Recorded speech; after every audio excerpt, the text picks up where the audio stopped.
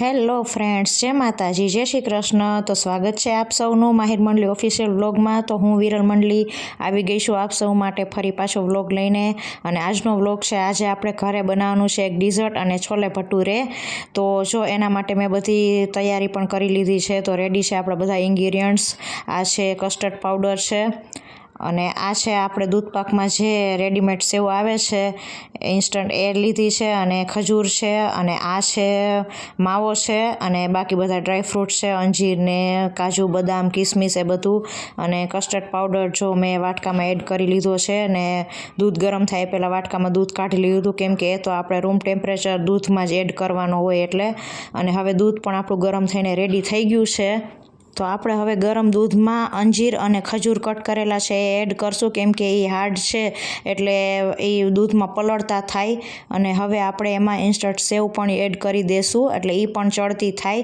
અને હવે આપણે એમાં કસ્ટર્ડ પાવડર પણ એડ કરી દઈશું। અને દૂધનો કલર નેચરલ તો જો વ્હાઈટ હોય એ તો આપ સૌ જાણો જ છો, પણ હવે આમાં કસ્ટર્ડ પાવડર એડ કર્યા પછી દૂધનો કલર પણ ચેન્જ થાય છે, જુઓ લાઇટ યલો જેવો, ક્રીમ જેવો।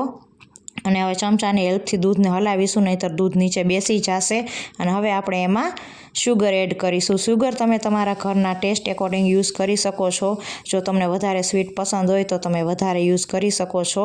અને દૂધ અત્યારે આછું લાગી રહ્યું છે, પણ દૂધમાં આપણે કસ્ટર્ડ પાવડર યુઝ કર્યો છે એટલે એ ઠંડુ થશે એટલે ઘટ થશે। અને હજી આપણે આમાં માવો પણ એડ કરવાનો છે એટલે દૂધ ઘાટું લાગશે। અત્યારે આછું લાગી રહ્યું છે ને, હજી સેવ પણ ચડશે એટલે એ પણ ફૂલાશે। અને હવે આપણે આમાં માવો એડ કરીએ છીએ। તો જો માવો પણ મેં ઓલરેડી ખમણીને છીણીને રેડી કરી લીધો હતો। તો હવે આપણે લાસ્ટમાં આમાં નાખશું ડ્રાય ફ્રૂટ્સ, કાજુ બદામ, એ આપણે લાસ્ટમાં યુઝ કરવાના છે। તો હવે એ પણ આપણે યુઝ કરી લઈએ છીએ, એડ કરી દઈએ છીએ। તો સરસ મજાનું આપણું દૂધપાક કયો કે લિક્વિડ કયો કે ડિઝર્ટ કયો, જે કયો એ બનીને હવે રેડી થઈ ગયું છે। હવે ઠંડુ થાય એટલે ફ્રીજમાં રાખીને પછી ઠંડુ ઠંડુ ખાવાની એવી મજા આવવાની છે। તો સાંજે નાસ્તામાં 2 જાતની મેગી બનાવી હતી માહિર માટે। મોરી મેગી ખાલી બોઇલ કરેલી, અને એના પપ્પા માટે વઘારેલી મેગી। અને નાસ્તામાં ચોરાફળી પણ ખાવી હતી તો એ લઈ આવ્યા હતા, જેમાં આવી છે ગ્રીન ચટણી, ફુદીનાની ચટણી અને ગાર્લિક ચટણી, રેડ ચટણી જે આપણે કહીએ છીએ એ।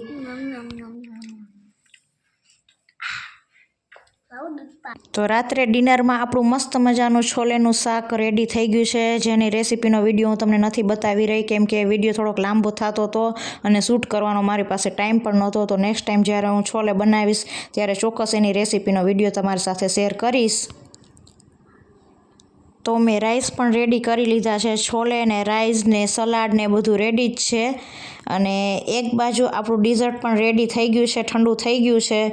તો જો માવો પણ એમાં એકરસ થઈ ગયો છે, અને કેવો સરસ કલર આવ્યો છે। અને મેં કહ્યું હતું ને ઠંડુ થશે એટલે ઘાટું થશે, તો ઘટ પણ થઈ ગયું છે, ને સરસ મજાનું આપણું ડિઝર્ટ રેડી થઈ ગયું છે ને। તો હવે બીજી બાજુ આપણે ભટુરે માટે લોટ પણ રેડી કરી લીધો છે, કેમ કે આ લોટને 20 મિનિટનો તો રેસ્ટ આપવો પડે, એટલે આના અગાઉ જ આપણે રેડી કરવો પડે। તો જો એના લુવા એટલે એમ કે ગોયણા તૈયાર છે। એક બાજુ પાપડ પણ મેં ફ્રાય કરી લીધા છે ચોખાના, અને આવી રીતે ભટુરે પણ જો ફૂલાઈને સરસ મજાના દડા જેવા થયા છે।